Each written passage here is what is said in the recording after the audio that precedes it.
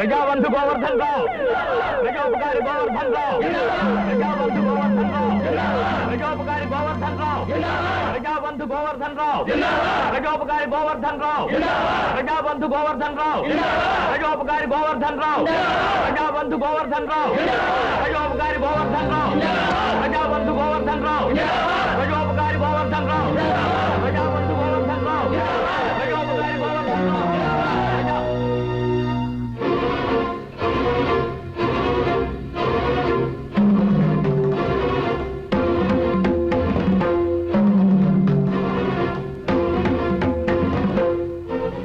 గుర్తున్నానా బ్రహ్మనాయుడు గారు? C class ఖైదీల్లో నేను గుర్తుంచుకున్నది నిన్నొక్కనే.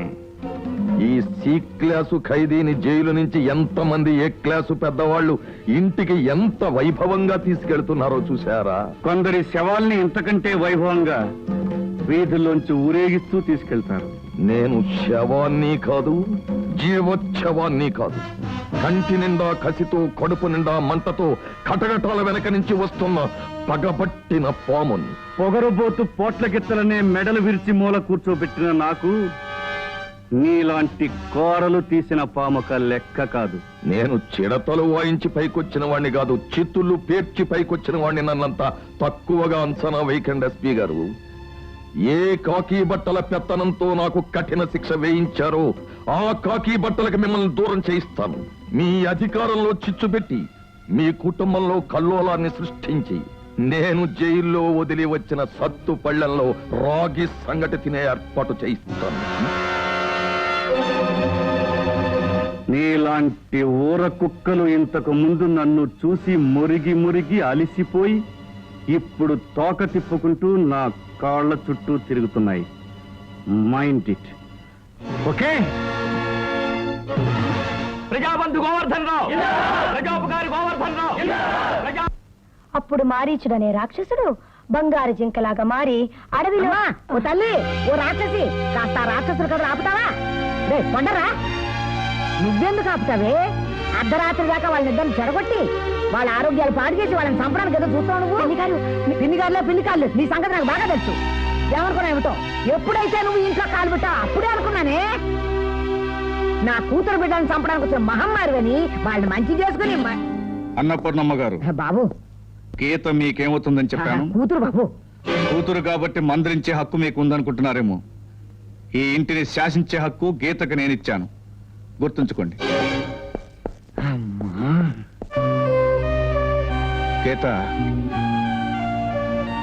నువ్వు ఇప్పుడు నా భార్య హోదాలో ఉన్నావు. నువ్వు కంట తడపెడితే నేను అసమర్థుని అనుకోవాల్సి వస్తుంది. లేదండి, మీరు నా జీవితానికి వెలుగు చూపించిన మహానుభావులు.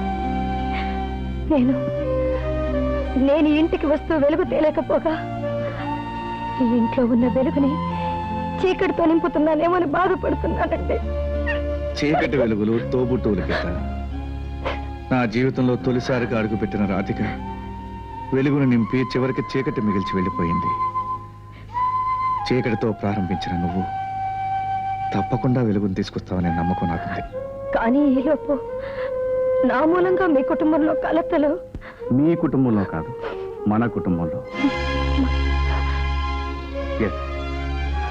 రేపు హరి పుట్టినరోజు.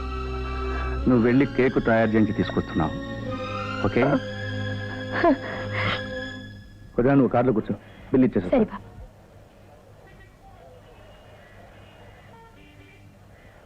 ఏం గీత, బాగున్నావా? ఏంటి అలా చూస్తున్నావు? 2 ఏళ్ళు ఒకే జైల్లో ఉన్నావు, అప్పుడే మర్చిపోయావా?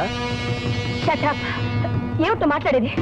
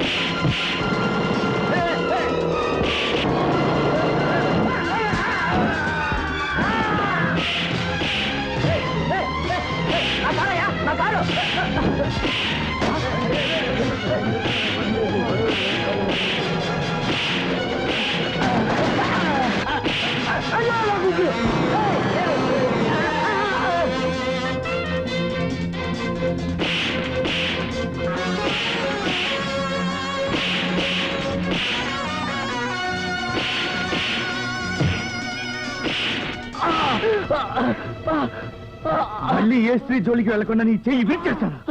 ఆగండి, నన్ను కొట్టకండి, నన్ను వదిలేయండి. నిజం చెప్తున్నాను, ఆవిడ నాతో జైల్లో ఉంది. దేవుడి మీద ఒట్టు.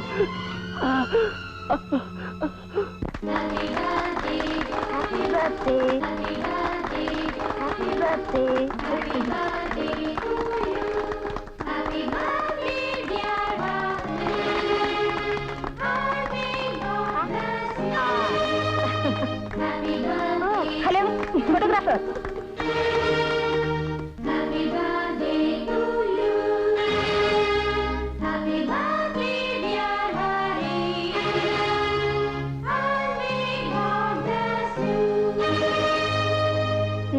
తీసుకెళ్ళి.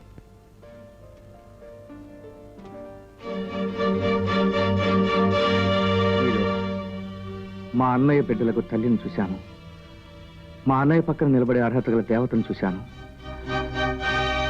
కానీ ఈరోజు ఆగిపోయావే, అడుగు. మీరు మీ గత జీవితం గురించి మా అన్నయ్యకు తెలుసా తెలీదా?